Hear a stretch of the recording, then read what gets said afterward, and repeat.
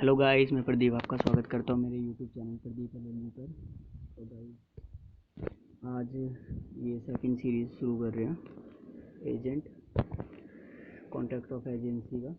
हमने पहले एक वीडियो बनाई है, 1 घंटे कुछ की बन गई थी, तो मैंने आपको बोला था कि मैं सेकंड पार्ट में लाऊंगा, तो ये सेकंड पार्ट है उसका। तो गाइस, इसमें तो हमारा सारा बेसिक हो गया कवर।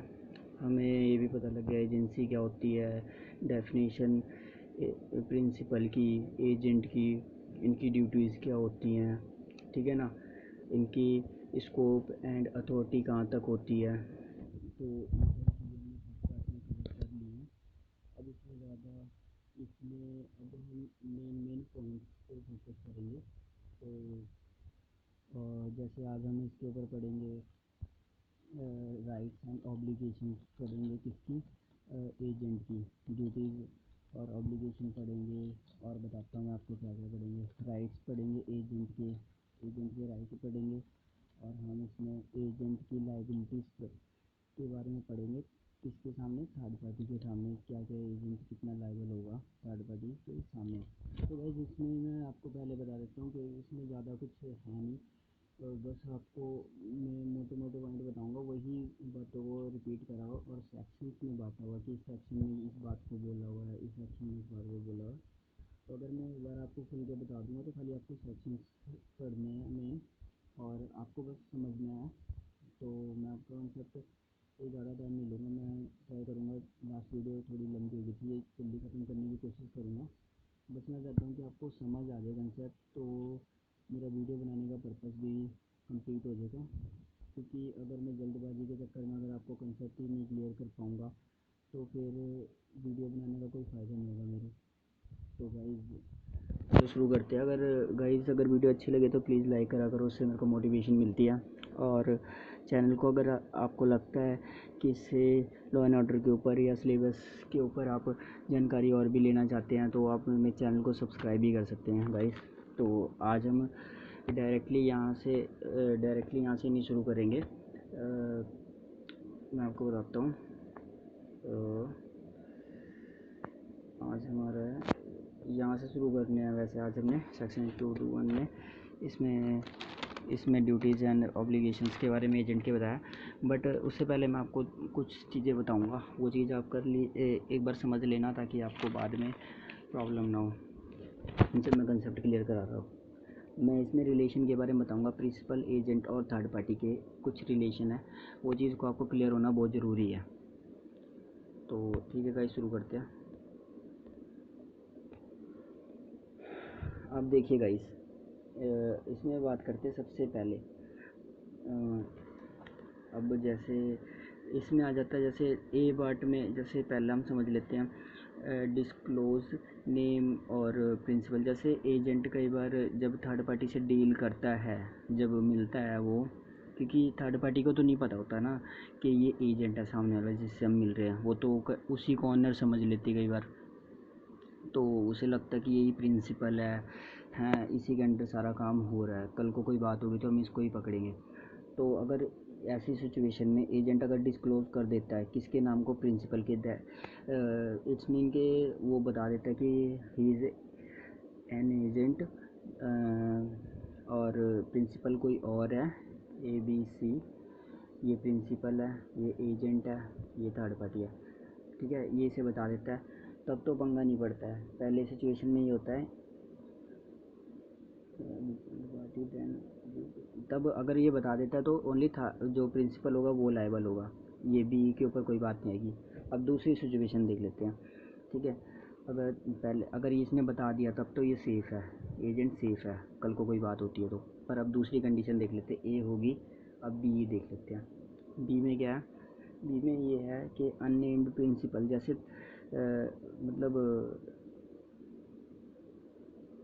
मतलब इसमें ये होता है कि एजेंट ये ज़रूर बता देता है कि एजेंट है, ये एजेंट बता देता है कि मैं that I am an agent, और जो प्रिंसिपल है उसका नाम डिस्क्लोज नहीं करता है कि किसके लिए काम कर रहा है, उसके नाम को नहीं बताता है, उसकी लोकेशन को नहीं बताता है, ठीक है।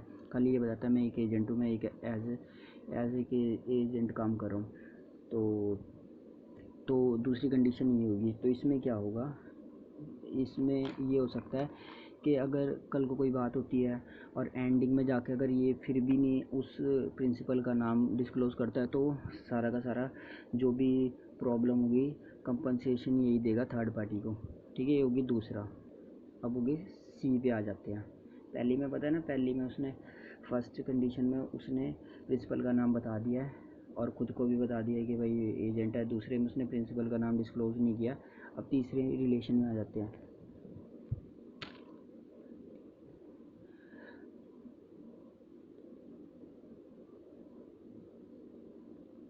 अब इसमें क्या बताया हुआ है, इसमें इसमें तो उसने ये तक नहीं बताया कि वो एजेंट है। ठीक है,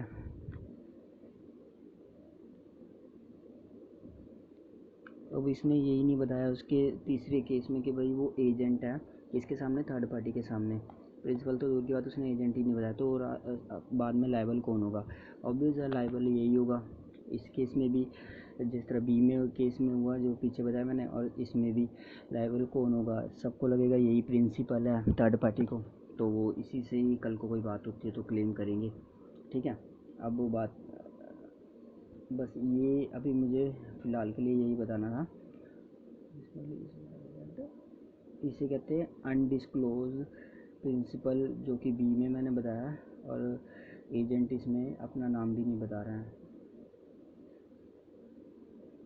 अब हम आ जाते हैं अपने आगे के पॉइंट पे।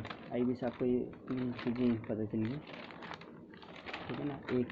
एक में वो प्रिंसिपल का ए में बता देता है, बी में वो बी वाला जो दूसरा पार्ट बताया था उसमें वो प्रिंसिपल का नाम नहीं बताता है, और सी में वो अपने बारे में ही नहीं बताता है कि दैट इज़ एन एजेंट, वो ये नहीं बताता है। तो अब करते हैं स्टार्ट अपना। ये थोड़ा सा ओवरव्यू था, क्योंकि ओवरव्यू देना ज़रूरी होता है गाइस। तो और जो मेरी वीडियो नहीं देख रहे हैं उनके लिए हैगा कि वो मेरी पुरानी वीडियो को ज़रूर देख लें, ठीक है ना। जिसमें उनका पुराना कंसेप्ट क्लियर हो जाएगा। एजेंट के बारे में जो मैंने बता दिया है कि एजेंट कौन होता है। एजेंट वो होता है जो ए बी सी, ये प्रिंसिपल होता है, बी एजेंट, इसी थर्ड पार्टी। एजेंट हमेशा प्रिंसिपल के लिए काम करता है और थर्ड पार्टी से डील करता है, और वो इन दोनों के बीच में डीलिंग करवाता है। किसके? प्रिंसिपल और थर्ड पार्टी के बीच में जो डील करवाता है मीडिएटर एज वो एजेंट होता है।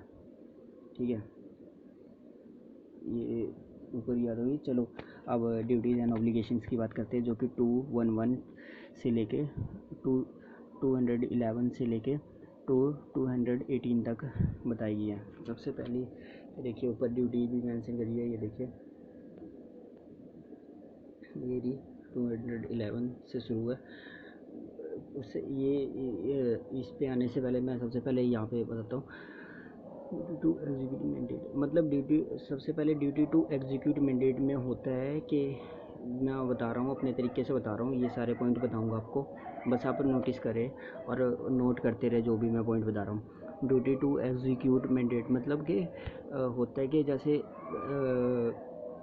अब प्रिंसिपल ने कोई काम दिया है किसी एजेंट को देगा वो अपना काम, ठीक है, कि भाई तुम ये काम करो। अगर उसने प्रॉपर्टी डीलिंग की कंपनी है और वो अपने एजेंट को बोलता है भाई प्रॉपर्टी डीलिंग के लिए तुम बंदे को मतलब कस्टमर को ढूंढो, तो वो with in scope and his authority के अंदर रह के किसे मतलब क्लाइंट्स को या कस्टमर को ढूंढेगा, ठीक है, और उससे अपने उसे इनके साथ मतलब प्रिंसिपल के साथ उनका मीटअप करवाएगा। अब मैं बताता हूँ आपको इसके अंदर क्या क्या है।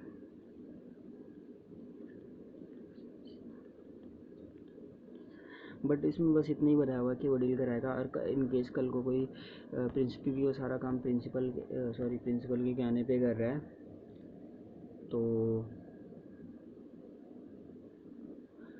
जो सारा काम वो प्रिंसिपल के कहने पे कर रहा है, तो कल को कोई बात होगी तो प्रिंसिपल ही थर्ड पार्टी को कंपनसेट करेगा, क्योंकि सारा काम with in scope and authority के अंदर कर रहा है जैसा कि मैंने बताया। तो कल को किसको कंपनसेट करेगा? थर्ड पार्टी को कंपनसेट करेगा। ठीक है, अब आ जाते हैं दूसरे पे, जो कि ये रहा पॉइंट। इसमें क्या इसमें क्या बताया, duty to act according to the direction of custom of trade. ठीक है, इसके अंदर ये बात करने से पहले मैं एक पॉइंट आपको बताऊं। जैसे एक पॉइंट हो गया ड्यूटी टू फॉलो इंस्ट्रक्शन और कस्टम। ठीक है, ये भी मतलब जैसे डायरेक्शन और कस्टम दोनों की चीज़ होगी कि मतलब देखिए इसमें क्या है, इसमें दो चीज़ें होती हैं। देखिए दो चीज़ें बताइए, डायरेक्शन और कस्टम। इसका मतलब क्या है, डायरेक्शन होती है कि जैसे प्रिंसिपल जो डायरेक्शन देता है कि इस तरह तुमने इस तरह काम करना है, उसे जो भी बातें बताता है, अपनी पॉलिसीज बताता है, टर्म एंड कंडीशन बताता है कि इस तरह तुमने कस्टमर से डील करनी है। किसे बताता है, एजेंट को बताता है प्रिंसिपल। ठीक है, तो एजेंट उसी तरह उसी व्यवहार करता है, बिहेवियर उसका वही रहता है, हाँ, और वो उसे इस तरह डील करता है जिस तरह वो सिखाता है। और प्रिंसिपल के डायरेक्शन को उसको मानना मैंडेटरी होता है एक तरीके से। किसे, एजेंट को।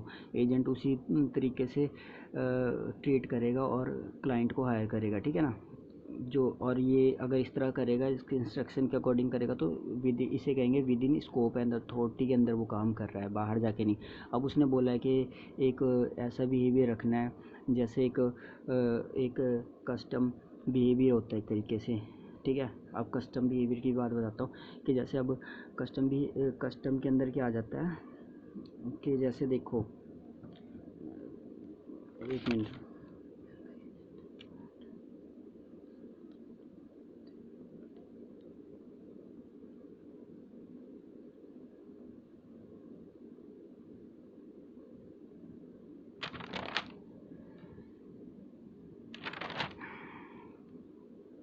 कस्टम बिहेवियर वही बिहेवियर हो जाता है कि जैसे एक हमारा ये देखिए, एक अगर तुम उसकी डायरेक्शन को तुम्हें नहीं पता है तो देखो अब क्या करेगा वो एजेंट। एक कस्टम बिहेवियर एक ऐसा बिहेवियर होता है जैसे कि एक किसी भी जैसे आप किसी बिजनेस में हो तो आपको उस बिजनेस के अकॉर्डिंग कैसे बिहेव करना होता है, थर्ड पार्टी के सामने, किसी क्लाइंट के आगे एक कैसा बिहेवियर रखना होता है, एक टपोरी लैंग्वेज नहीं रखनी होती, किस तरह बात करना होता है, और किस तरह उनको हैंडल करना होता है सिचुएशन को। तो एक वो सब कस्टम बिहेवियर के अंदर आ जाता है जो हमारे कस्टमर ट्रेड के अकॉर्डिंग होता है।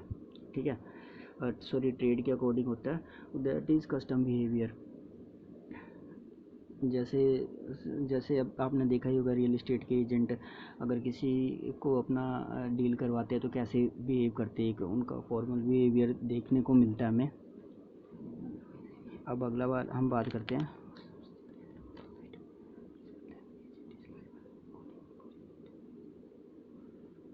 अब यहाँ पे अगर वो इंस्ट्रक्शंस को फॉलो नहीं करता है जो एजेंट है, तो कल को कोई भी जो भी लॉस होता है तो उसके लिए वो कौन, एजेंट ही लायबल होगा। ठीक है, उसके लिए प्रिंसिपल लायबल नहीं होगा। अब बात करते हैं ड्यूटी ऑफ रीजनेबल केयर की। ये रहा,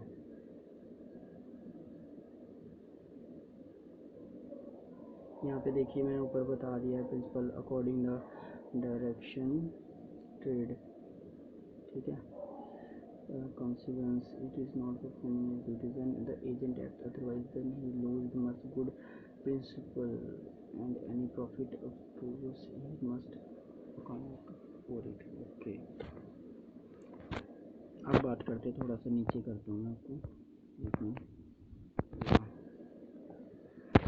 तो बात करते हैं, पहले ये जो पॉइंट मैं जल्दी थोड़े कवर करता हूँ, duty of reasonable care and skills. अब इसमें क्या होता है, ये तीसरा पॉइंट है जो मैं आपको बता रहा हूँ, ड्यूटी ऑफ रीजनेबल केयर और स्किल्स के बारे में। तो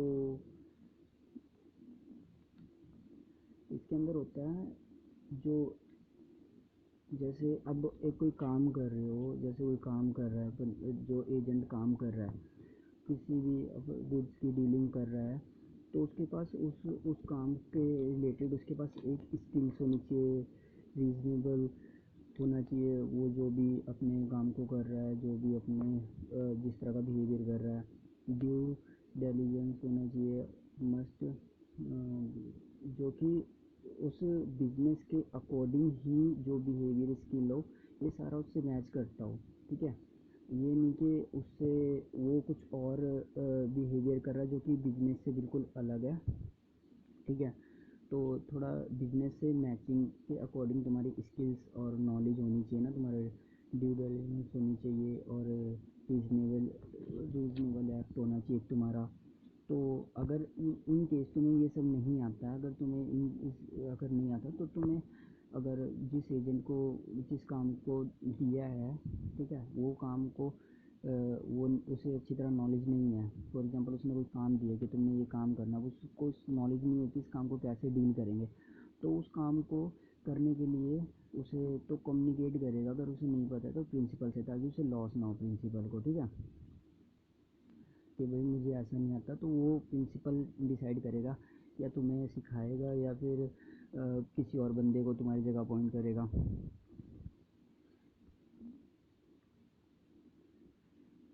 मतलब जर्नली हम जो बिजनेस में करते हैं वही है। अब हम चौथे पॉइंट की तरफ आते हैं, फोर्थ।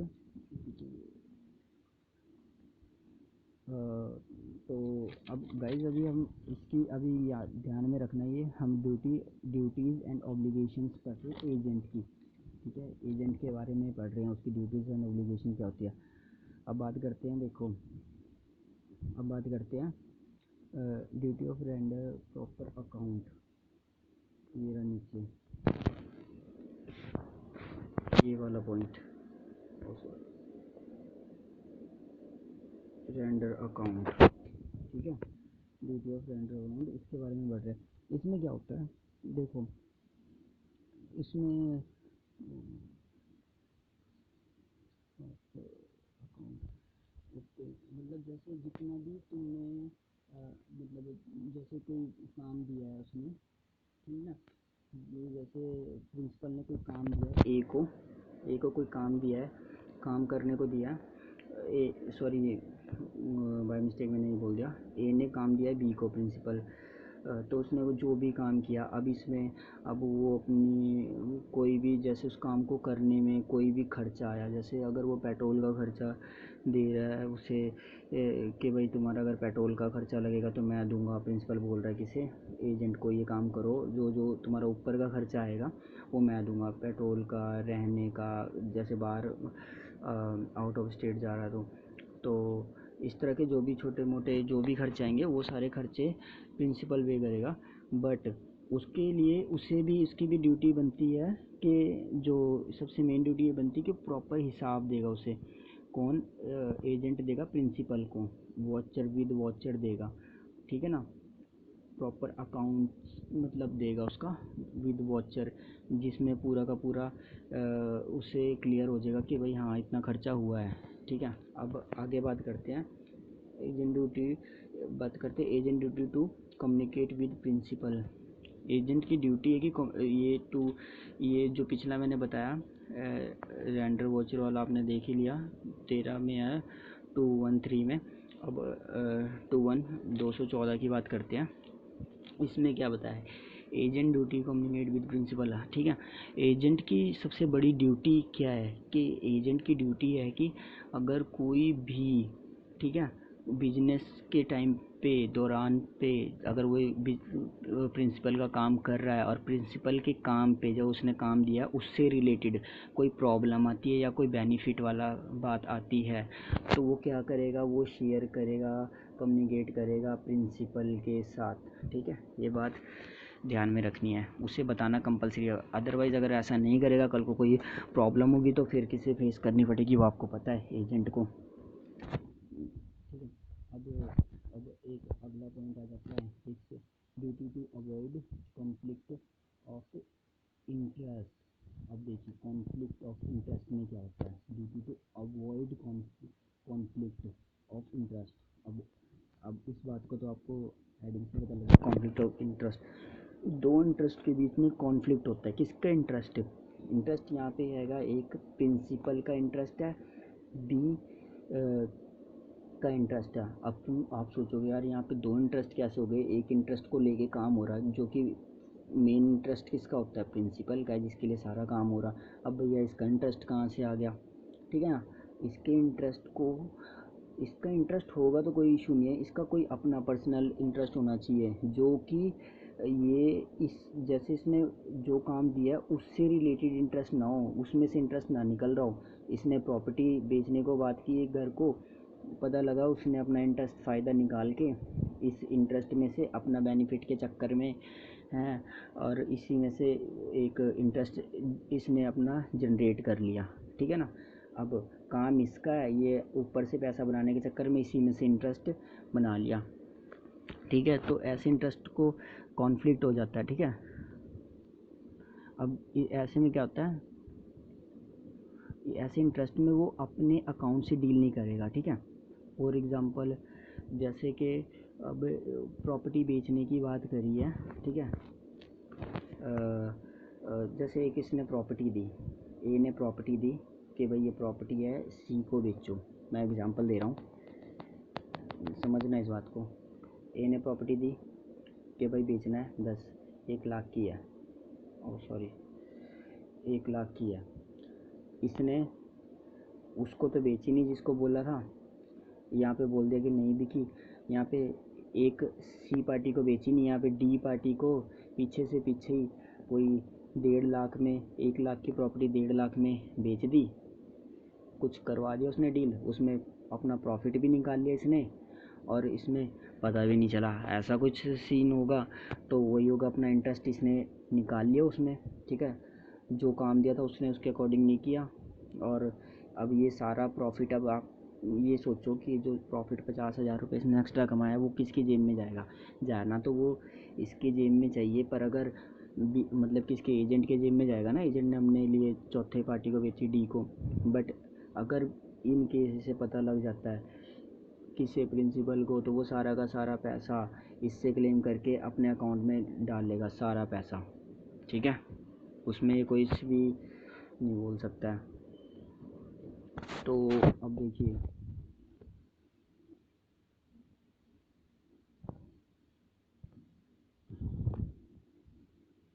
अब मैं आपको बताता हूँ।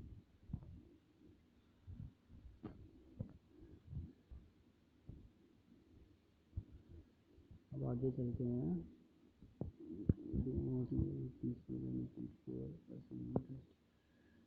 मैंने बता ही दिया कि प्रिंसिपल, मतलब इसमें ये भी बताया गया कि प्रिंसिपल के बिजनेस को कम्पीट नहीं करना है, एक उसके कंपटीटर खुद मत बन जाना है। मतलब एजेंट को बोला कि जो एजेंट काम कर रहा है प्रिंसिपल के लिए, उसका कंपटीटर नहीं बनना है खुद ही उसी बिजनेस में, ठीक है।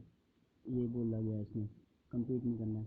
और अगर इसमें इसमें विदाउट, अगर करना है तो इसमें प्रिंसिपल की जो है कंसेंट का होना ज़रूरी है, ठीक है। अगर वो एग्री करता है तब बात अलग है, अदरवाइज़ नहीं कर सकता। और सेक्शन 216 में गया, without the knowledge of principal agent.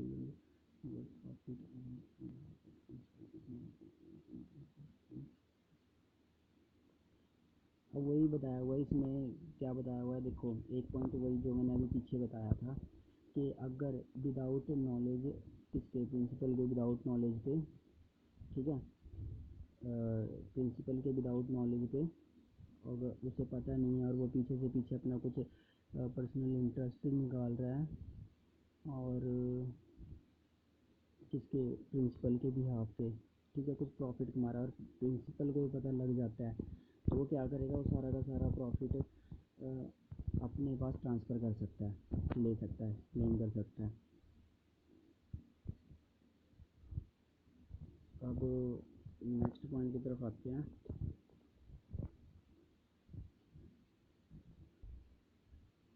Section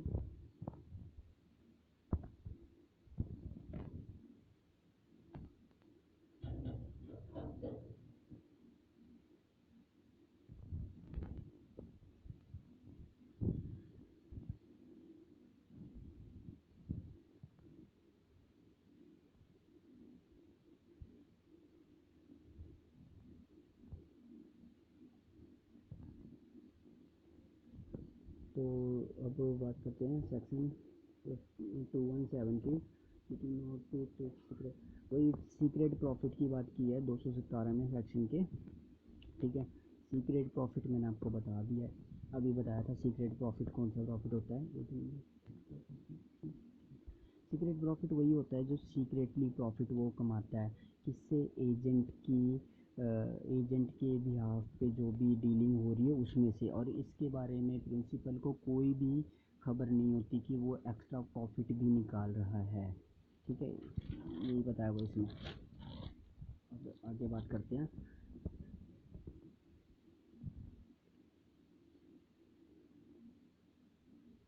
मतलब अब इसमें बताया हुआ है कि एक सेक्शन है जिसमें एजेंट ड्यूटी टू पे सम्स रिसीव फॉर प्रिंसिपल। अब ये देखना, इसमें बताया हुआ है कि जैसे जितने भी सम्स जो कि एजेंट की, मतलब एजेंट को दिए जाते हैं, एजेंट के अकाउंट में किसके, प्रिंसिपल के लिए दिए जाते हैं, ठीक है। और वो सारा एजेंट जितना भी सम्स होगा वो प्रिंसिपल को ट्रांसफ़र करेगा, वो उसको देना उसकी ड्यूटी है।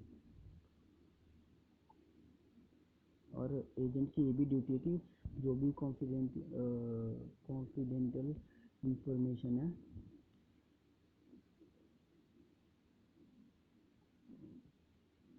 जो कि जो भी एक कहते हैं ना कि बहुत ही ज़रूरी जानकारी होती है, जो कि गुप्त जानकारी होती है एजेंसी की, वो किसी और के साथ शेयर नहीं करेगा, मतलब अपनी कंपनी के खिलाफ उसे यूज़ नहीं करेगा।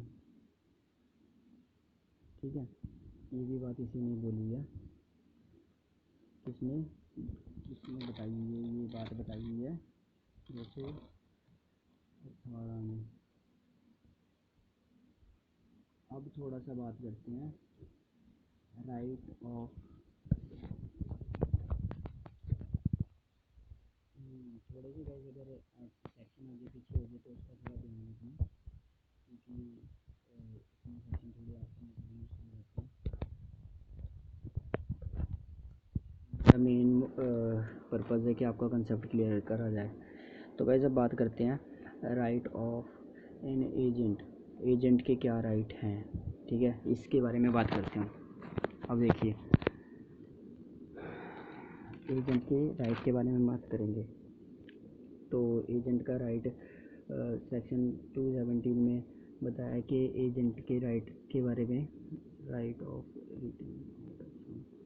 देखना सब, देखो पहला राइट है उसका, right of retain out of sum received on principal account, ठीक है ना। मतलब जैसे इसमें बताया हुआ है कि जो भी जैसे कुछ प्रिंसिपल के नाम पे जो भी वो पैसा अर्न करता है, जो भी पैसा प्रॉफिट में आता है उसमें से वो, जैसे उसने अगर वो पहले बात की हुई है प्रिंसिपल से, ठीक है, या तो उसको एडवांस में थोड़ा चाहिए जो उसकी जेब से गया, तो वो उसके एडवांस के मोड पे पैसा पहले ही निकाल सकता है, फिर उसमें से बाकी जितना पैसा बचेगा वो प्रिंसिपल को दे सकता है, ठीक है, जो प्रॉफिट आया, ठीक है। जो भी उसके एक्सपेंसेस खर्च हुए, जैसा कि मैंने बताया था ना कि जिसकी वॉचेस वगैरह पूरे प्रॉपर एक अकाउंट देना होता है, बताना होता है कि भाई इतना खर्चा हुआ, वो अकाउंट जितना भी उसका, वो उस प्रॉपर्टी, जो भी उसका पर्पस था प्रिंसिपल का, जिस पर्पस के लिए एजेंट को रखा था, उसको अचीव करने के टाइम पे जितना भी खर्चा बनता है उसको भी कट कर सकता है अकाउंट, और वो फिर उसके बाद उसमें से डिडक्ट करके फिर उसे एक जो अमाउंट बचता है उसमें से, टोटल अमाउंट्स में, और फिर वो उसे दे सकता है जो अमाउंट बचता है, और साथ में वो अकाउंट की डिटेल भी दे देगा। और एक और वो ये भी कर सकता है, जितना रिम्यूनरेशन होता है ना, जैसे रिम्यूनरेशन होता है कि जैसे जितना भी जैसे जो काम कर रहा है तो ये ऑब्वियस है ना कि उसका कुछ, उसका पैसा, उसका प्रॉफिट उसको मिलना है, तो वो प्रॉफिट जो मिलना है उसको, वो उसमें से जितना उसको मिलना है, या कॉन्ट्रैक्ट में हुआ है, या मतलब जितना उस कस्टम तौर पे उसको मिलता है, कस्टम रिम्यूनरेशन कहते हैं, जैसे जैसे जैसा काम है उसके अकॉर्डिंग जितना पैसा मिलना चाहिए उतना पैसा काट के वो, मतलब उसमें से डिडक्ट करके टोटल अमाउंट में से जो प्रिंसिपल को देना है वो उतना निकाल लेगा अपना, बाकी सारा प्रॉफिट प्रिंसिपल को दे देगा, ठीक है, रिम्यूनरेशन आ जाता है। कई केस में रिमनरेशन मिलता नहीं, जैसे फ्रॉड कर रहा है एजेंट, या मिस रिप्रेजेंटेशंस वगैरह के केस में रिमनरेशन प्रिंसिपल रोक लेता है, तो वो बात अलग है। बट नॉर्मली तो उसको मिलना है तो वो कट करके दे सकता है। सेक्शन 219 में राइट टू रिमनरेशन के बारे में ही बताया। रिमनरेशन क्या होता है? अकॉर्डिंग टू कॉन्ट्रैक्ट होता है, कि कॉन्ट्रैक्ट होता है दो बंदों के बीच में, एजेंट प्रिंसिपल के बीच में। अगर तुम ये काम करोगे तुम्हें इतना पैसा मिलेगा, तो वो उतना पैसा मिलता है रिमनरेशन के अंदर। और उसमें अगर उसमें मेंशन ही नहीं है कॉन्ट्रैक्ट में कितना पैसा मिलता है, तो कस्टम रिमनरेशन होता है। कस्टम के अकॉर्डिंग होता है, जैसा वही अभी मैंने बताया कि जितना जैसा काम है वैसा पैसा है, ठीक है ना। जितना औरों को मिलता है इस काम के अकॉर्डिंग, हाँ, तो वही चीज़ उससे भी अमाउंट मिलेगा। अगर वही ये मिसकंडक्ट या फ्रॉड वगैरह करता है तो रिमनरेशन उसका रोक लिया जाएगा, प्रिंसिपल रोक लग सकता है। अब आगे बात करते हैं एजेंट का। एक बहुत बड़ा राइट है ये भी, agent lien on principal property, ठीक है। लीन कर सकता है प्रॉपर्टी को, किसकी? प्रिंसिपल की एजेंट कर सकता है। हाँ, ऐसा हो सकता है। देखिए अब क्या हो सकता है, जब प्रिंसिपल उसके पैसे नहीं दे रहा हो, रिमनरेशन नहीं दे रहा हो, प्रॉफिट नहीं दे रहा हो, ठीक है, तो वो ऐसे काम में क्या कर सकता है, कोई और कुछ उसके जो भी, जैसे उस काम से रिलेटेड जो भी उसके पास डॉक्यूमेंट्स है किसी प्रॉपर्टी के, ठीक है, ठीक है, तो उस प्रॉपर्टी के डॉक्यूमेंट्स रख सकता है, या कोई गुड्स रख सकता है उसकी। जब तक वो पैसा नहीं देता तब तक उसे उस पर होल्ड बना सकता है, लीन कर सकता है उसको, ठीक है। कौन कर सकता है? एजेंट प्रिंसिपल की, ठीक है। ये भी होता है एजेंट लीन प्रिंसिपल गुड्स प्रॉपर्टी मूवेबल। और ये जैसे कोई भी गुड्स हो सकती है, मूवेबल और इमूवेबल दोनों तरह की हो सकती है, दोनों पे वो लीन कर सकता है, रोक सकता है वो, ठीक है ना। एक तरीके के पोजेशन आ जाता है उसके पास। ये नहीं कि वो उसका ऑनर बन गया, ऐसा कुछ नहीं होता। वो तब तक के लिए रहेगा जब तक प्रिंसिपल अपनी ड्यूटी परफॉर्म नहीं करता। ड्यूटी परफॉर्म करते ही वो उसको वापस करना पड़ेगा।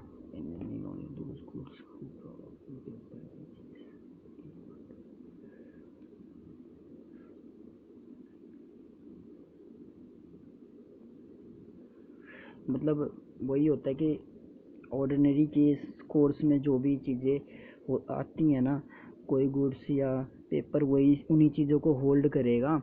और एजेंट जो है, जैसे अब एजेंट के बाद मैंने बताया कि कोई गुड्स पड़ी हैं पहले से ही काम के टाइम पे, तो वो उसको होल्ड बना सकता है। अब ये नहीं कि अभी उसके पास कोई गुड़ था नहीं, अब वो सोच रहा है इसने पैसे देने नहीं प्रिंसिपल ने, तो क्या करता हूँ, ज़बरदस्ती जाके फोर्सफुली लड़ झगड़ के, चोरी करके, फ्रॉडुलेंटली फटाफट उसके पेपर्स या कोई उसकी गाड़ी कुछ भी अपने कब्जे में ले लूँ, तब तक वो पैसे नहीं देगा, तो तब तक मैं रख लूँगा, तो ये इलीगल हो जाएगा सारा, ठीक है। जो चीज़ उसके पास पहले से पड़ी है उसी चीज़ पे वो अपना उन्हीं चीज़ पे लीन कर सकता है, ठीक है। उसी को होल्ड कर सकता है। और याद रखना, ये पर्टिकुलर लीन ही कर सकता है। पर्टिकुलर होता है कि एक ही होता है, मतलब जैसे जिस चीज़ के, अगर मान लो एक काम आएगा उसका, इस काम के लिए उसको बोला और उस काम के पैसे नहीं मिले, उस काम के पास काम को करने के लिए उसे, मान लो प्रिंसिपल ने उसको गाड़ी दी थी कि भाई ये लो गाड़ी, मेरी बाइक लो और जाके काम करो। अब उसके पैसे नहीं दे रहा, तो उस टाइम उस काम से रिलेटेड जो सामान दिया था उस चीज़ पे ही होल्ड बनाएगा, ये नहीं सारी चीज़ों पे होल्ड बनाएगा। इसी पर्टिकुलर लीन कहते हैं, जो काम से रिलेटेड होता है। सेक्शन 222 में क्या बताया? Right of indemnification for lawful act, ठीक है। इंडेमनिफिकेशन का मतलब होता है कंपनसेशन, समझ रहे हो। और इंडेमनिफिकेशन का भी एक कंसेप्ट हैगा इसी में, स्पेशल कॉन्ट्रैक्ट के अंदर सबसे शुरू स्टार्टिंग इसी से होता है। तो इसके ऊपर मैं अपडेट करने वाला था, अगर आप चाहते हो तो मैं कर दूँगा अपडेट इसमें वीडियो, आप मुझे कमेंट सेक्शन में बता दें। अब देखिए, अब किससे इंडेमनिफिकेशन की बात करी जा रही है यहाँ पे। अब हम किसके राइट की बात कर रहे हैं? एजेंट की। तो एजेंट की इंडेमनिफिकेशन की बात करी जाती है, जो उसकी बात कर रहे हैं। तो एजेंट अगर कोई भी लॉफुल एक्ट करता है, ठीक है, और वो अपने मतलब with in scope and authority के अंदर काम करता है। और प्रिंसिपल की कुछ मतलब फ्रॉडुलेंटली या मिसरिप्रेजेंटेशन या कुछ भी, जो भी प्रिंसिपल की गलती हो या उसे पता है ये गलत काम करवा रहा है वो एजेंट से, ठीक है ना, कोई चोरी का सामान वगैरह कुछ भी गलत काम करा रहा है इलीगल, तो उसके लिए जो भी फॉल्ट एजेंट को आएगा, जो भी एजेंट के खर्चा निकलेगा उसको प्रॉब्लम फेस करनी पड़ेगी, सारा का सारा कंपनसेट कौन करेगा? प्रिंसिपल करेगा एजेंट को, ठीक है, वो अपना कंपनसेशन ले सकता है।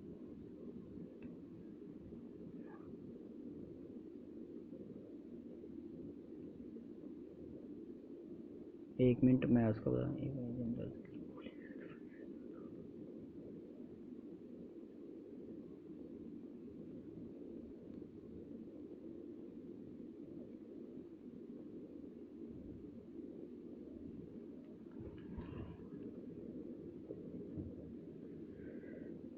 अब right of indemnification against act done in good faith. Good faith का मतलब होता है जिसका इंटेंशन एक गुड फेथ में हो, ठीक है ना, उसका गलत एजेंट।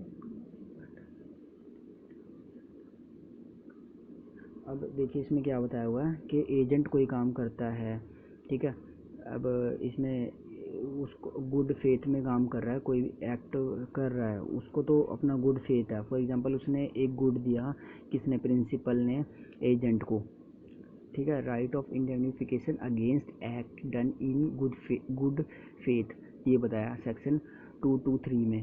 तो इसमें बताया कि अगर कोई एजेंट काम करता है, जैसे कोई इसने कोई चोरी का या फ्रॉड का सामान, चोरी का नहीं सॉरी फ्रॉड का सामान इसने किसे दिया? एजेंट को, एजेंट को दिया, एजेंट को दिया कि भाई ये जाके बेचना है तूने, मतलब एज आ कोई काम दे दिया कि आगे तुमने करना है, तो उसके पास था। और थर्ड पार्टी ने आके वहाँ पे ए ने बी को दिया, थर्ड पार्टी ने आके इस पे केस करा, इसको प्रॉब्लम हुई, तो उसका इसका तो गुड फेथ में था, सारा का सारा जो भी इसकी वजह से खर्चा आया वो तो करेगा, वो सारा का सारा ये प्रिंसिपल से क्लेम करेगा।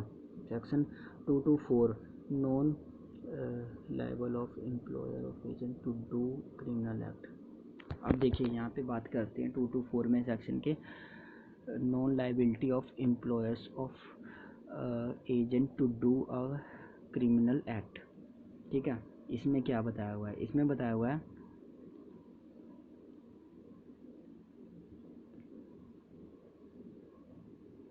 अगर देखिए कोई क्रिमिनल,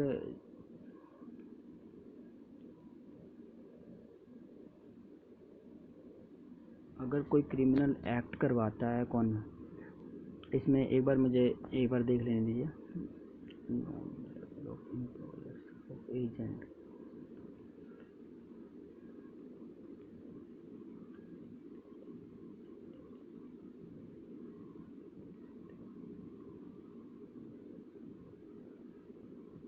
अगर कोई काम करने को प्रिंसिपल बोलता है, जैसे जो क्रिमिनल एक्टिविटी हैगी, और इसमें एजेंट को पता है कि ये भाई ये क्रिमिनल एक्टिविटी है, अब कोई ऐसा काम करता है, बोलता है कि भाई तुमने ये, अब देखिए ये बोला ए को, बोला कि तुम, ए ने बोला बी को कि तुम जाके ये इसमें गन हैंगी, ड्रग्स हैं, इस वाले को तुमने सी को पकड़ाना है। इसमें अगर कोई, और इसे पता है कि भाई इसमें ये सारा चीज़ है और ये इलीगल है, तो भाई इसमें तो इसको कोई नहीं बचा सकता, इसको जो भी वो तो इसको सारा का सारा जो है इसको कंपनसेशन भी नहीं देगा ए, क्योंकि ये अपना इसको पता है कि क्रिमिनल एक्टिविटी है फिर भी वो कर रहा है, ठीक है ना, क्रिमिनल एक्ट है जो कि इलीगल है।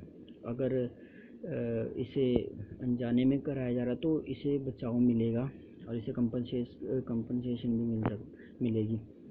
सेक्शन 225 में right to compensation for injury case by principal neglect, अगर इसमें बताया सेक्शन 225 में बताया right to compensation for injury case by principal neglect, मतलब प्रिंसिपल की लापरवाही की वजह से, प्रिंसिपल की लापरवाही कोई भी हो सकती है, जैसे उसने फ्रॉड का सामान दिया या इसने इसे किसी खतरे में डाला, कोई ऐसा काम दिया जिससे इसे पता है कि इसको नुकसान होगा खतरे में, इससे इन फ्यूचर कुछ भी होता है, इसकी जान को खतरा है, कुछ भी है, तो सारा का सारा कंपनसेशन वो प्रिंसिपल से ले सकता है। ठीक है।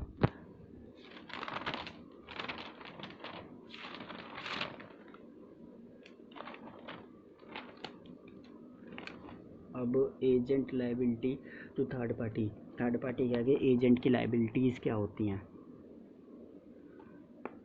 ये भी देखते हैं। सेक्शन 226 में बताया principal liable for the act of the agent.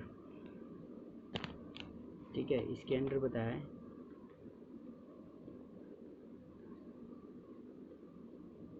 देखिए principal liable for the act of agent. Principal liable होगा, इसके अंदर बताया गया है कि अगर एजेंट जो है अगर अपने with in the scope of his authority के अंदर रहकर काम करता है, ठीक है ना, तो प्रिंसिपल जो एजेंट है लायबल नहीं होगा। ठीक है, इस चीज़ के लिए सॉरी एजेंट लायबल नहीं होगा, प्रिंसिपल ही होगा। ठीक है। अब फॉर एग्जांपल इसमें एक बात और है, जैसे ए ने डील की बी से, सॉरी ए प्रिंसिपल बी और सी, इसने डील की इससे, ये कोई फ्रेंड था इसका बी का। अब इसने 10,000 की डील की। ठीक है, अब 10,000 की डील की, इसमें इसका इंटेंशन था, इसने सोचा था मन में किसने थर्ड पार्टी ने कि भाई इसने कि अगर मैं इससे डील करता हूँ, इसने मेरे पैसे देने, बी ने एजेंट ने, बी इसका दोस्त है मैंने बताया, तो जब इससे डील होगी तो इन फ्यूचर कभी भी अभी पहले तो पैसे दे नहीं पाएगा और इससे मैं अपना ये काम भी करवा लूँगा और बल्कि बाद में इसे पैसे भी नहीं दूँगा। ठीक है ना। अगर ऐसा कुछ होता है और प्रिंसिपल ने सॉरी एजेंट ने बताया हुआ है इस बंदे ने कि मैं एजेंट हूँ, एक प्रिंसिपल के लिए काम करता हूँ, तब तो ये लायबल नहीं होगा। ठीक है, तब तो सी को पैसे देने पड़ेंगे, ये प्रिंसिपल खुद क्लेम करेगा इससे सी से। अगर नहीं बताया हुआ है और कुछ भी नहीं बताया हुआ है, खुद ही दिखा रहा मैं प्रिंसिपल हूँ, तो इसमें लायबिलिटी इसकी जनरेट हो जाएगी, क्या नाम है, बी की, जो कि एक एजेंट है।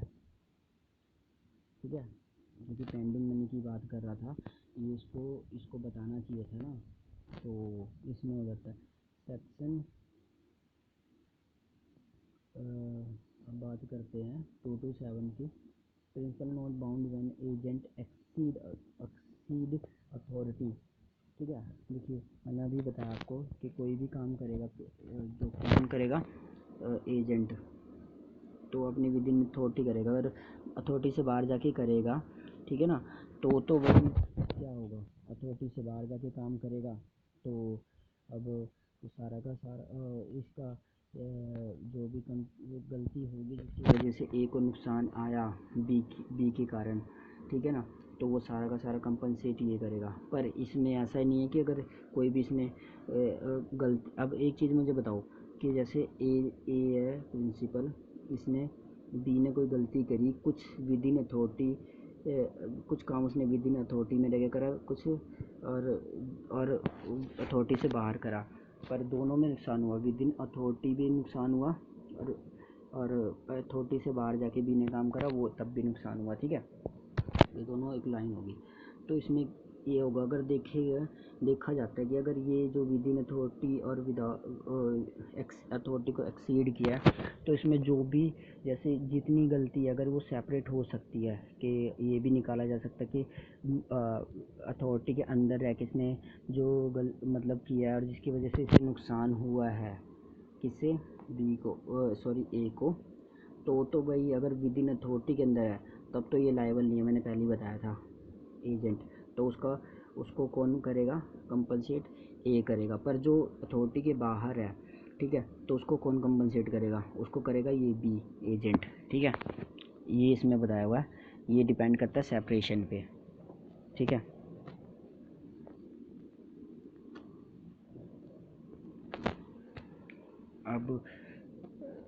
अब देखिए वही 228 में बताया principal not bound when exceed the against authorities not separable.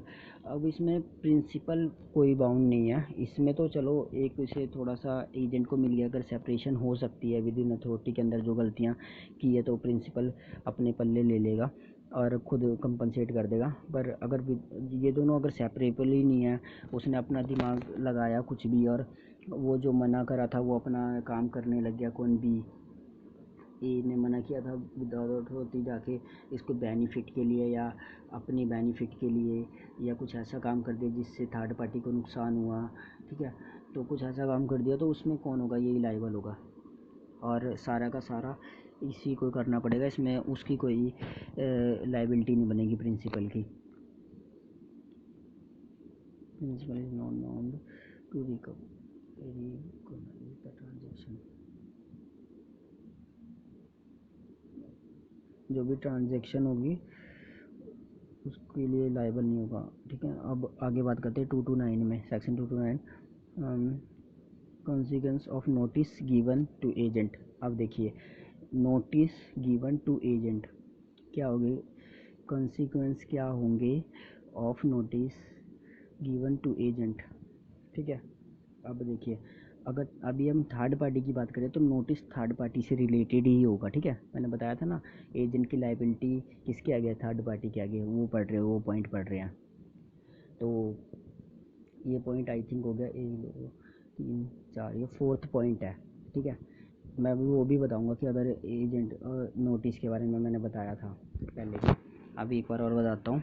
देखिए जो नोटिस होता है अगर कोई टू रिगार्ड बिजनेस ट्रांजैक्शन, अगर कोई ट्रांजैक्शन से रिलेटेड कोई नोटिस देता है, जैसे ट्रांजैक्शन कोई हुई है तो नोटिस दिया किसी बी को, क्योंकि यही तो है इंटर ये मीडिएटर है, तो ये तो इसने सी ने कोई ट्रांजैक्शन से रिलेटेड कोई नोटिस दिया किसी बी को, तो समझ लो ये नोटिस अगर इसको मिल गया तो ये यहाँ पे इसकी ड्यूटी जनरेट हो जाती कि ये जिस तरह मर्जी करके अपने प्रिंसिपल को इस नोटिस के बारे में बताएगा। अगर नहीं बताता है, कल को कोई बात होती है तो सारा का सारा इसे इसको ही मतलब इसको ही समझा जाएगा कि मतलब जो भी गलती है वो इनकी ही है, मतलब प्रिंसिपल की गलती ही मानी जाएगी। और प्रिंसिपल वो जो ये होगा आंसरेबल होगा कौन भी प्रिंसिपल के आगे होगा, ठीक है ना। तो ये इसकी ड्यूटी जनरेट हो जाती है कि उसे बताए, उस जिस समय देंगे उसी टाइम से ही समझ लो कि नोटिस प्रिंसिपल को मिल चुका है। अब सेक्शन 230 के अंदर agent can not personally enforce and bound to contract principal. जो एजेंट की बात की, agent can not personally enforce and bound contract behalf of principal. Personally ये जो होता है एजेंट इन्फोर्स और बाउंड, मतलब बाउंड नहीं होता है कि वो कॉन्ट्रैक्ट को इन्फोर्स करवा सके किसके, थर्ड पार्टी के।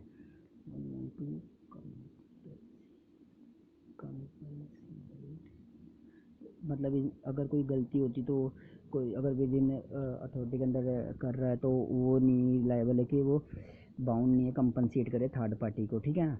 प्रिंसिपल करेगा, वो मैंने आपको बताया, not bound to enforce the third party.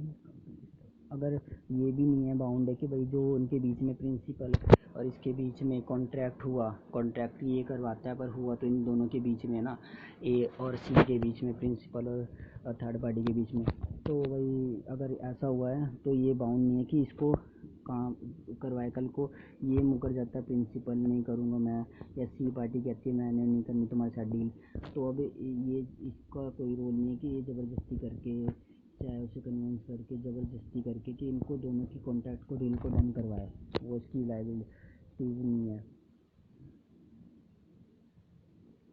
Only यही दोनों ही डील करेंगी, प्रिंसिपल और थर्ड पार्टी। अब थोड़ा सा प्रिजम्पशन ऑफ कॉन्ट्रैक्ट के ऊपर कर लेते हैं। अब देखिए एजेंट की, अब देखिए इसमें ये बात को ज़रा ध्यान से सुनना बहुत ज़रूरी है। एजेंट कई कुछ बाय डिफ़ॉल्ट ही ना, बाय डिफ़ॉल्ट याद रखना, बाय डिफ़ॉल्ट एजेंट लायबल हो जाता है पर्सनली बाय डिफ़ॉल्ट। तो अब देखिए वो किन केस में होगा। अगर देखिए कोई एजेंट है जो डील करा रहा है, ये एजेंट है, ये डील बी सी इससे डील करा रहा है, और ये जो एजेंट है डील करा रहा है, और जो उसका प्रिंसिपल है वो अब्रोड में रह रहा हो, मतलब फ़ॉरेन कंट्री में रह रहा हो, कहीं यहाँ पे नहीं है। और कोई कल को कोई बात होती है तो वो इससे क्लेम करेंगे, बी से डायरेक्टली। मैंने एजेंट नॉट डिस्क्लोज, वही मैंने जो बताया था, या तो एजेंट जो है डिस्क्लोज़ नहीं करता प्रिंसिपल का नाम, ठीक है ना, कल को डिस्क्लोज़ नहीं करता है, कोई बात हो जाती है, अगर सी पार्टी को डील करनी ही नहीं है ए से, है ना, ठीक है, और ये इसको पता है ये बात, और ये इस डीलिंग के चक्कर में करा देता है कि यार इनको पता नहीं लगना चाहिए, बस डील करा दो, और फ्यूचर में से पता लग जाता है, वो कहेगा यार मैंने तो इससे करना ही नहीं है। सी कहता है कोई पर्सनल बात है इससे, तो मैं नहीं करना चाहता हूँ, और तुमने डिस्क्लोज़ नहीं किया है, तो वो वहाँ पे कॉन्ट्रैक्ट को भी तोड़ देगा, तुरंत ब्रीच ऑफ कॉन्ट्रैक्ट कर देगा, जिसके लिए उसे कंपनसेशन भी नहीं देनी पड़ेगी, किसी सी को, ठीक है, ब्रीच कर देगा कॉन्ट्रैक्ट, तो उसके बाद राइट है ये, ठीक है। और इसके वो लायबल कौन होगा, बी, क्योंकि उसने मतलब नेम को डिस्क्लोज़ नहीं किया था, वो मैंने शुरू में बता दिया था आपको कि नेम को आप ये भी बताना ज़रूरी है कि वो एजेंट है, नेम को डिस्क्लोज़ करना ज़रूरी है वो किसके लिए काम कर रहा है, ठीक है ना।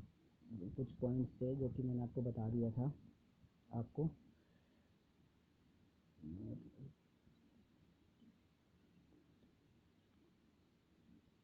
मतलब एक चीज़ और थी इसी में ही, दो चीज़ें मैंने आपको बता दिया, तो वो बाहर रह रहा हो, या तो नाम को डिस्क्लोज़ नहीं किया प्रिंसिपल के एजेंट ने, या तीसरा पॉइंट ये है कि जो मतलब जो प्रिंसिपल है कॉम्पिटेंट नहीं है, फॉर एग्जांपल माइनर है या अनसाउंड माइंड है, तो आपको पता है इसमें इसका रूल है कि माइनर या अनसाउंड माइंड के साथ वो जो है मतलब जो है वो जो प्रिंसिपल और एजेंट वाला रिलेशन बन ही नहीं सकता। अगर ऐसा इसके अगेंस्ट होता है तो ये सारा का सारा लाइबिलिटी किसके ऊपर आ जाएगी, एजेंट के ऊपर आ जाएगी। एजेंट आंसरेबल होगा थर्ड पार्टी को डायरेक्टली, और कंपनसेट भी करेगा थर्ड पार्टी को। 231 में बात करते section right of parties to contract made by agent not disclose himself. अगर वही बात होगी ना, देखो पार्टीज़ के राइट क्या हैं, कॉन्ट्रैक्ट को एजेंट अगर डिस्क्लोज़ नहीं करता अपने आप को, ये नहीं बताता कि वो एजेंट है, तो पार्टी के राइट क्या, पार्टी है उस कॉन्ट्रैक्ट को तोड़ सकती है जब चाहे। और कोई अगर कोई फ्यूचर में कुछ आता है उसकी वजह से पंगा पड़ता है जिससे उससे नुकसान होता है, थर्ड पार्टी को क्लेम करेगी, किससे, एजेंट से, ठीक है। तो ये भी वीडियो काफ़ी लंबी जा रही है, बस ये काफ़ी हद तक डन होने वाला है गाइस। थोड़ा सा अब पॉइंट्स रह गया बस मोटे मोटे, वो समझ लें आप, और उसके बाद आप बुक में से एक बार पढ़ना है बस। अब section 232 performance of contract with agent suppose to be principal. देखिए performance of contract with agent suppose to be, इसमें साफ बताया गया है third party about the person agent. इसमें इस पॉइंट में साफ पता लग रहा है performance of contract with agent suppose to be principal. जो भी कॉन्ट्रैक्ट हो रहा है वो थर्ड पार्टी ये सोच के कर रही है कि भाई ये जो जो बंदा करा रहा है एजेंट, उन्हें नहीं पता ये एजेंट है, वो सोच रही यही प्रिंसिपल है, ये करके कर रही है, और वो डील कर देती है।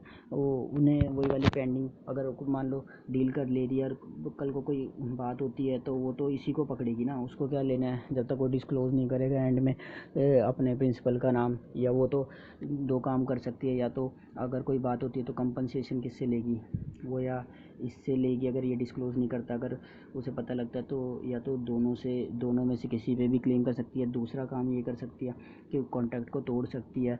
तीसरा काम क्या कर एक काम और हो सकता है, फॉर एग्जांपल ये दोनों ए और बी, ए बी, ठीक है, ए बी है, सी सी ने इससे करा, इससे पैसे पूसे लेने थे, दोस्त था, तो वो पेंडिंग मनी का अगर कोई कॉन्ट्रैक्ट कर लेते उसके बेस पे कि भाई इसने पैसे लेने थे, तो इनका दोनों का पर्सनली कॉन्ट्रैक्ट हो जाता है। क्योंकि गलती यहाँ पे बी की भी है, बी को बताना चाहिए था, अगर बी बता देता तो यहाँ पे इसको ये आंसरेबल नहीं होता टू प्रिंसिपल, ठीक है। और जो भी प्रॉब्लम आती है वो प्रिंसिपल खुद देखता कैसे पैसे लेने हैं इनसे।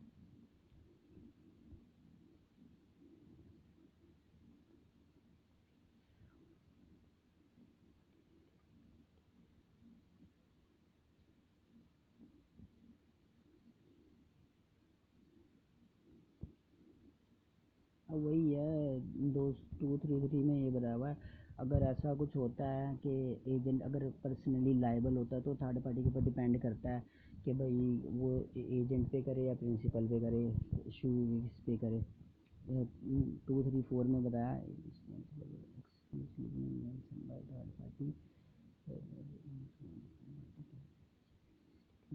इसमें ये बताया हुआ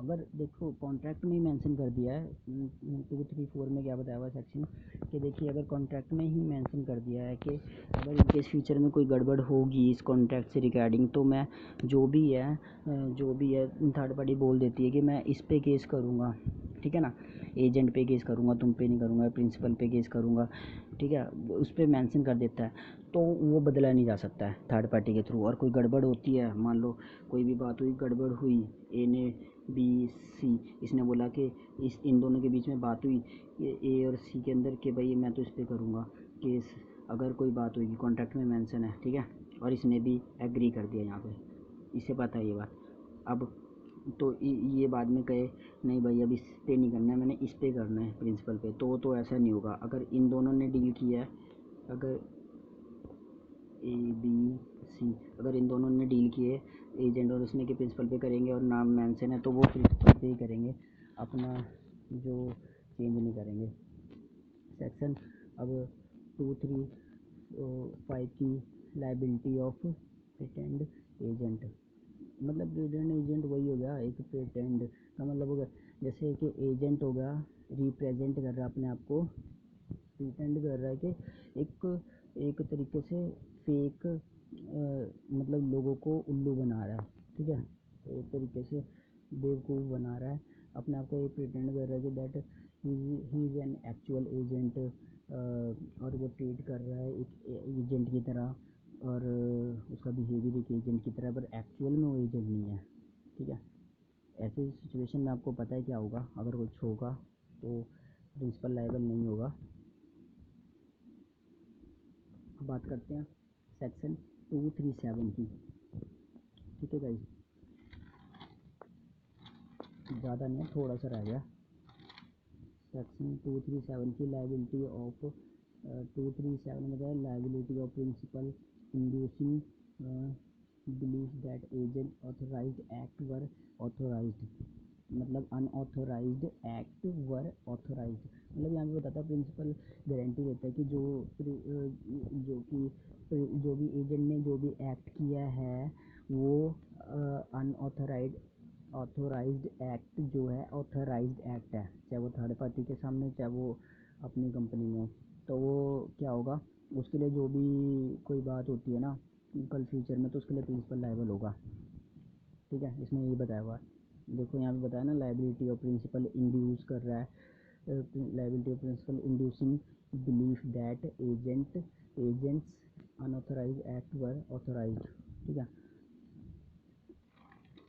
अब बात करते हैं किसकी, सेक्शन 238 की, effect on agreement of misrepresentation और फ्रॉड बाय एजेंट, ठीक है।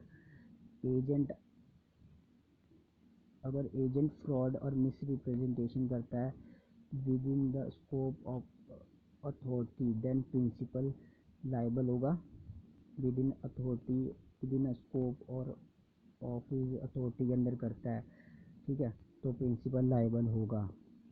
फ्रॉड और मिस रिप्रेजेंटेशन देगा थर्ड पार्टी प्रिंसिपल को क्लेम करेगी और प्रिंसिपल किसे करेगी, उसको एजेंट को, ठीक है ना। फ्रॉड तो किया है ना उसने, फ्रॉड और मिस रिप्रेजेंटेट थर्ड पार्टी को किया है, तो अब वो तो उसके ऊपर है किसके ऊपर करे, पर वहाँ पे आंसरेबल कौन होगा, प्रिंसिपल होगा थर्ड पार्टी के थ्रू, वहाँ तो वो कर देगा पर प्रिंसिपल इससे क्लेम जरूर बात करेगा बाद में एजेंट से। एजेंट डिड समथिंग स्कोप, अगर अपना स्कोप अथॉरिटी से बाहर करता है तो उसमें लाइबिलिटी किसकी बनेगी, एजेंट की बनेगी डायरेक्टली। तो गाइज़ यही था आज का हमारा यहाँ पे जो सिलेबस होते हुए डन पूरा, तो आई विश आपको ये वीडियो अच्छी लगी होगी गाइज़, ठीक है। और मैंने आपको काफ़ी हद तक सारी बातें कवर कर दिए हैं। आप मेरी जो आपके जो नए व्यूवर्स हैं वो मेरी पुरानी वीडियो को देख लें ताकि आपको अच्छी तरह सारे डाउट क्लियर हो जाए। और आई विश आपको ये वीडियो अच्छी लगेगी। कॉन्सिक्वेंस नॉट परफॉर्मिंग ड्यूटी, ये मैं कॉन्सिक्वेंस के बारे में भी बता सका हूँ। ठीक है, अब क्या परिणाम होंगे अगर मतलब परफॉर्म नहीं करते इस ड्यूटी को, तो ये मैं आपको करा चुका हूँ। ठीक है, प्रिंसिपल में ठीक है, ये मैंने आपको करा दिया। तो गाइस अब वीडियो काफ़ी लंबी होगी, आई विश आपको ये वीडियो अच्छी लगेगी। अगर आपको अच्छी लगे तो इसे प्लीज़ लाइक करें और चैनल को सब्सक्राइब करें। Thank you.